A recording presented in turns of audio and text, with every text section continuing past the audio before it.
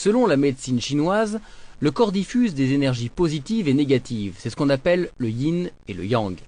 Des énergies qui vont s'équilibrer l'une l'autre. Elles circulent suivant des méridiens, vous les voyez en jaune. Ce sont des itinéraires qui n'ont rien à voir avec les nerfs ou les vaisseaux, mais ce sont les voies que les énergies utilisent pour circuler dans notre corps. Il y a 12 méridiens principaux, ils fonctionnent toujours par paires, selon le principe du yin et du yang. D'autres méridiens partent de ces méridiens principaux, ils traversent les organes et arrivent à la surface de la peau sur les points d'acupuncture. Il y en a 365 et chacun communique avec un méridien. Dans la médecine chinoise, la maladie est provoquée par une mauvaise circulation des énergies dans les méridiens. Pour soigner un organe malade, on pique donc le point d'acupuncture qui lui est associé.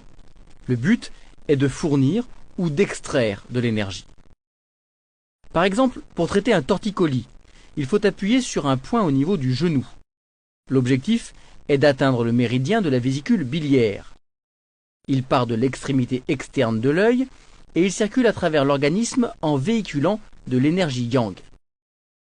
Il passe ensuite par la vésicule biliaire, par le genou et il descend jusqu'au 4e orteil.